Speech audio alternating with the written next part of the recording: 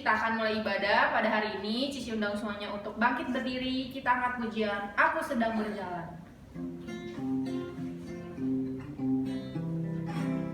Aku sedang berjalan dengan Tuhanku, sinar surga penuh di hatiku. Aku bergandeng tangan dengan Tuhanku, menuju surga mulia dan kekal. Jalan berpadu, hati bersatu, suka surga penuh di hatiku. Aku sedang berjalan dengan Tuhanku, mulia surga penuh di hati. Sekali lagi, aku sedang berjalan. Aku sedang berjalan dengan Tuhanku, sinar surga penuh di hatiku. Aku bergandeng tangan dengan Tuhanku, menuju surga mulia dan kekal.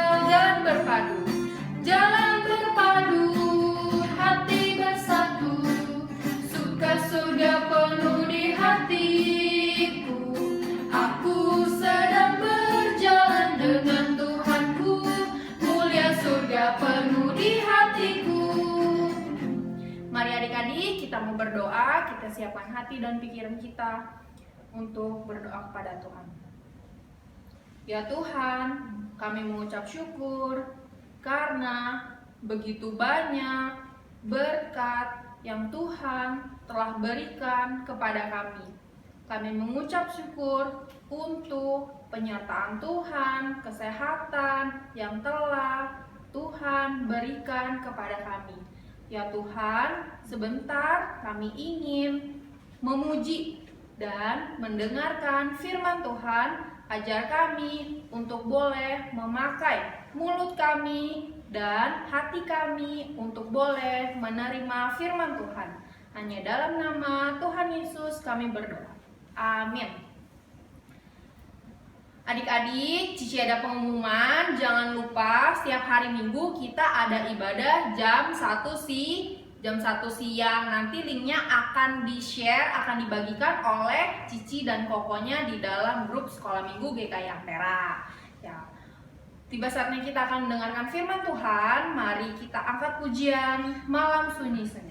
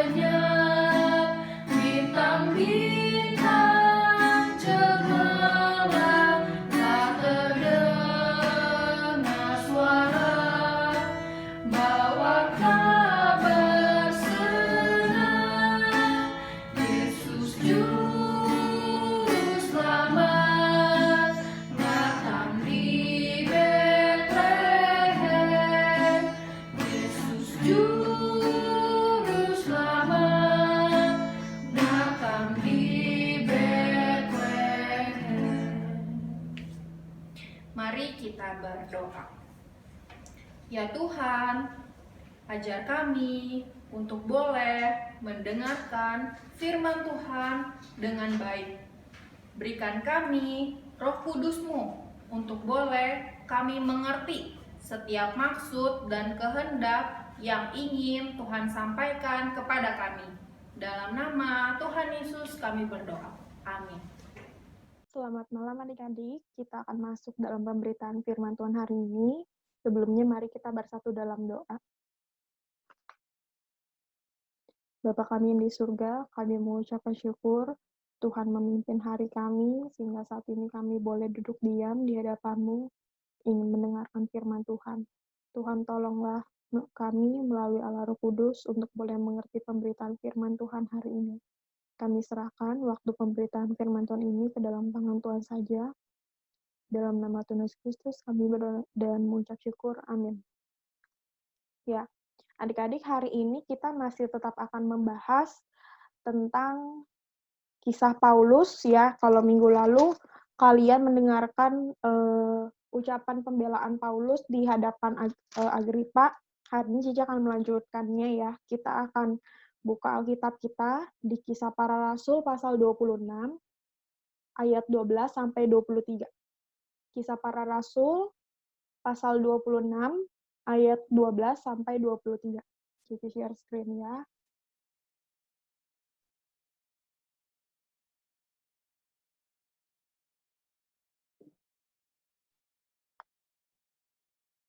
Ya, adik-adik silakan dibuka Alkitabnya di Kisah Para Rasul pasal 26 ayat 12 sampai 23.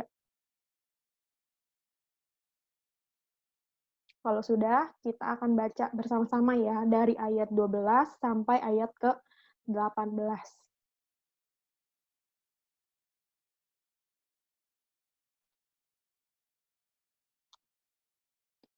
Ayat 12 sampai 18 dulu ya, kita baca ayat 12. Oh ya, perikopnya Paulus menceritakan pertobatan dan panggilannya. Ayat 12. Dan dalam keadaan demikian, ketika aku dengan kuasa penuh dan tugas dari imam-imam kepala sedang dalam perjalanan ke Damsyik, tiba-tiba ya Raja Agripa, pada tengah hari bolong, aku melihat di tengah jalan itu cahaya yang lebih terang daripada cahaya matahari, turun dari langit, meliputi aku dan teman-teman seperjalananku. Kami semua rebah ke tanah, dan aku mendengar suatu suara yang mengatakan kepadaku dalam bahasa Ibrani, Saulus, Saulus, mengapa engkau menganiaya aku? Sukar bagimu menendang ke galah rangsang. Tetapi aku menjawab, siapa engkau Tuhan? Kata Tuhan, akulah Yesus yang kau aniaya itu. Tetapi sekarang, bangunlah dan berdirilah, aku menampakkan diri kepadamu untuk menetapkan engkau menjadi pelayan dan saksi tentang segala sesuatu yang telah kau lihat daripadaku, dan tentang apa yang akan kuperlihatkan kepadamu nanti. Aku akan mengasingkan engkau dari bangsa ini dan dari bangsa-bangsa lain, dan aku akan mengutus engkau kepada mereka. Ayat 18, untuk membuka mata mereka supaya mereka berbalik dan dari kegelapan kepada terang dan dari kuasa iblis kepada Allah, supaya mereka oleh iman mereka kepadaku memperoleh pengampunan dosa dan mendapat bagian dalam apa yang ditentukan untuk orang-orang yang dikuduskan. Ya, ini adalah masih lanjutan minggu lalu ya, perkataan Paulus di hadapan Raja Agripa ya. Ini lihat kalau minggu lalu diceritakan kalau Paulus dipersilakan untuk membela dirinya di hadapan Raja Agripa. Nah, di ayat 12 sampai 13 tadi kita baca ya kalau Paulus ceritain dulu nih gimana cara dia bisa bertobat, gimana cara Tuhan memanggil dia, yaitu ya Paulus mulai ceritain mulai dari kisah dia yang udah dapat izin dari imam-imam untuk tangkepin umat Tuhan di Damsyik. Dia dalam perjalanan ke Damsyik, tiba-tiba Tuhan datang kepadanya dalam bentuk apa? Cahaya ya, cahaya dikatakan kalau cahayanya itu lebih terang daripada cahaya matahari. Yang turun meliputi Paulus bersama teman-temannya yang akan pergi ke Damsyik itu. Lalu Paulus dan teman-temannya rebah ke tanah, lalu keluar terdengar satu kalimat ya dari Tuhan, Saulus, Saulus, mengapa engkau menganiaya aku? Lalu Saulus bingung, Paulus bingung, siapa itu? Siapakah engkau? Ya Tuhan bilang, akulah Yesus yang kamu aniaya itu. Ayat 16, oh ya, di ayat 14 ya, Tuhan berkata kepada Paulus ya, sukar bagimu menendang ke galah rangsang ya. Galah rangsang itu adalah ini nih. Seperti yang ada di gambar ini adalah alat untuk memecut binatang yang akan menarik beban ya. Contohnya kayak sapi ini nih. Orang yang pegang galah rangsang, dia pecut ke arah sini ya. Jadi ibaratkan gimana caranya ya sapi bisa tendang galah rangsang ini. ya justru akan nanti, pasti balanya pasti akan dipecut lagi ya kalau dan juga hal yang mustahil lah, gimana caranya sapi nendang galah rangsang itu ya, Tuhan mengatakan seperti itu. Sukar bagi Paulus untuk, eee, menganiaya untuk selalu terus menganiaya umat Tuhan ya. Lalu Tuhan menjelaskan kepada Paulus ya di ayat 15 sampai 18 tentang maksud dari kedatangan Tuhan kepada Paulus. Ayat 16 Tuhan bilang, "Ayo sekarang kamu bangun, saya menampakkan diri kepada kamu untuk menetapkan kamu Paulus sebagai orang yang akan menjadi pelayan Tuhan, yang akan menjadi saksi tentang segala sesuatu yang telah Paulus rasakan." Dan Tuhan bilang ya, Tuhan sendiri akan mengasingkan Paulus dari bangsa ini dan dari bangsa-bangsa lain, dan Paulus akan mengutus mereka. Jadi Paulus memang sudah diutus untuk emang bakal bertolak belakang ya, Paulus akan bertolak belakang dengan mereka karena itu emang sudah ditetapkan, Paulus akan selalu beritain Injil, walaupun ada yang suka, ada yang tidak suka ya tuh, Paulus harus tetap beritain Injil. Nah, beritain Injil supaya, ayat 18 ya, supaya mereka yang tadinya hidup dalam gelap bisa datang kepada terang.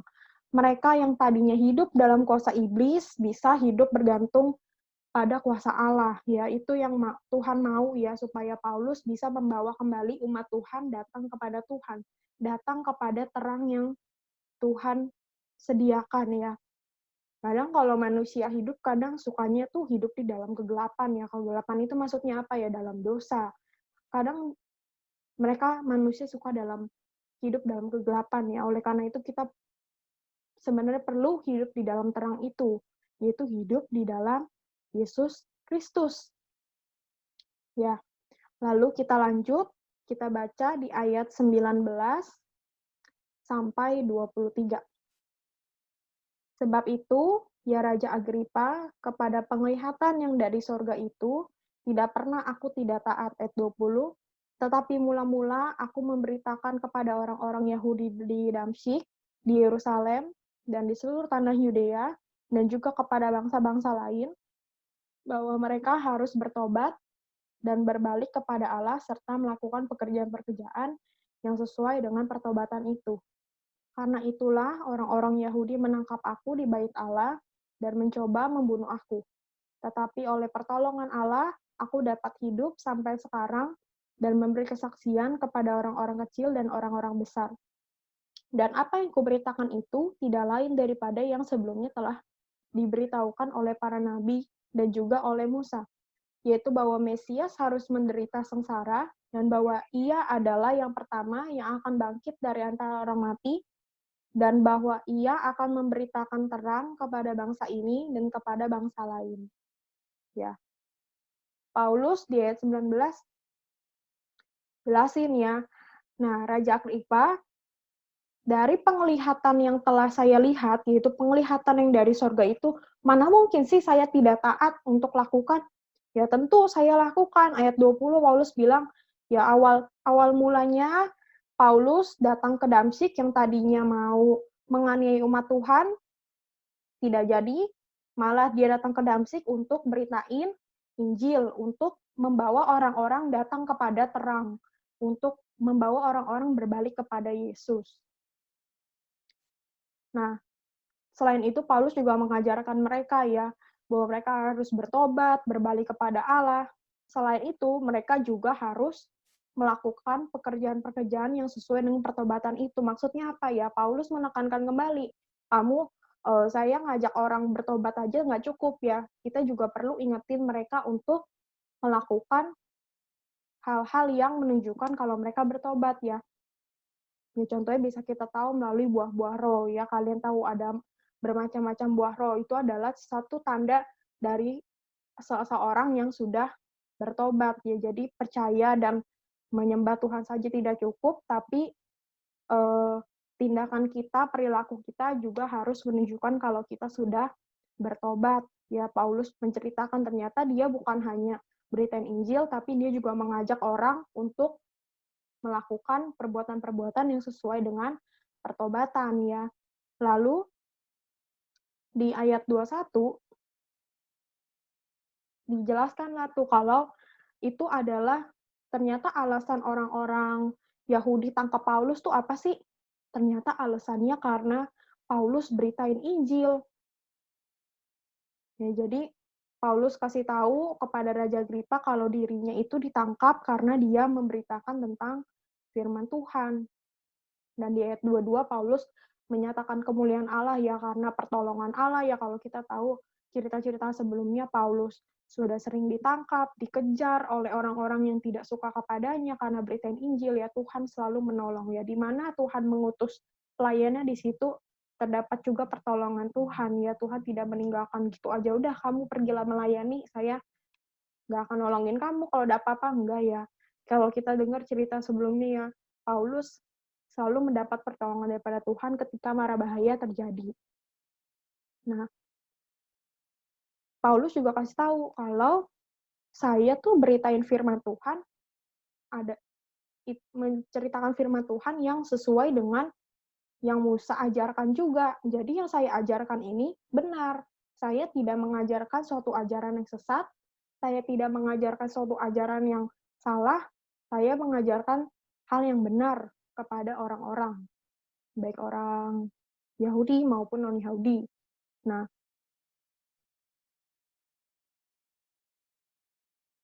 apa sih ajaran yang benar itu? Ya ajaran ayat 23 dikatakan yaitu bahwa Mesias harus menderita, sengsara, dan bahwa dia adalah pertama yang akan bangkit dari orang-orang mati, dan bahwa ia akan memberitakan terang kepada bangsa ini dan kepada bangsa lain. Ya, Paulus tentu saja Paulus dalam pelayanannya menceritakan Yesus yang adalah Allah yang hidup.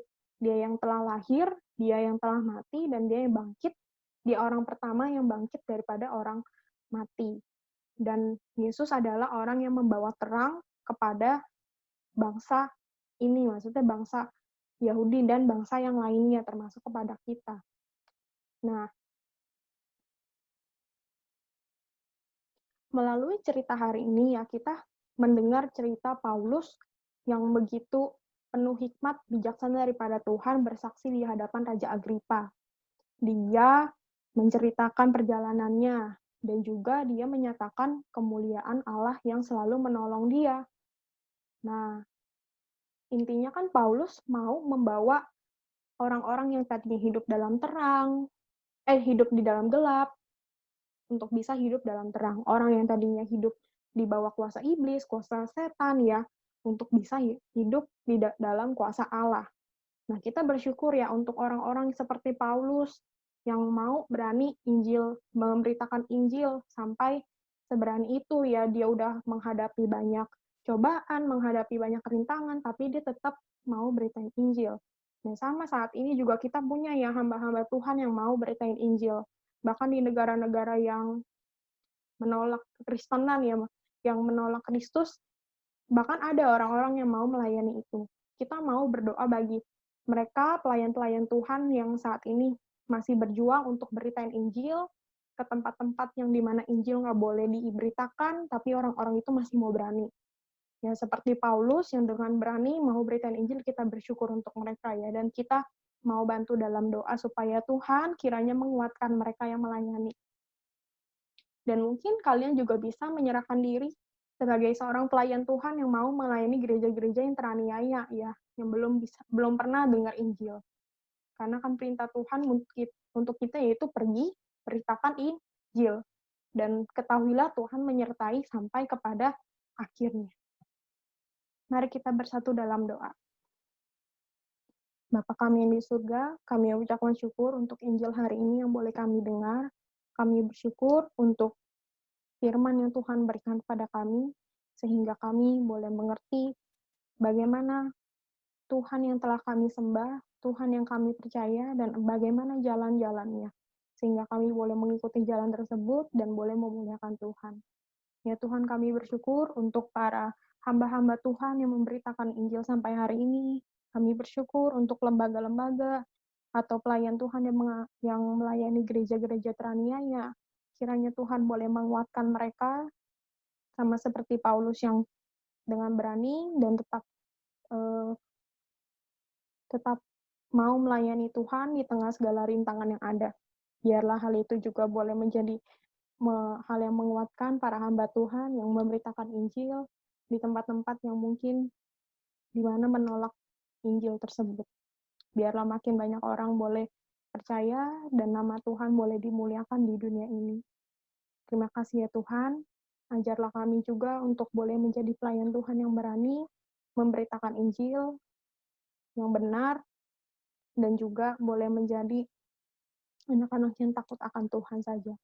Terima kasih ya Tuhan. Hanya dalam nama Tuhan Yesus Kristus kami benar-benar mengucap syukur. Amin.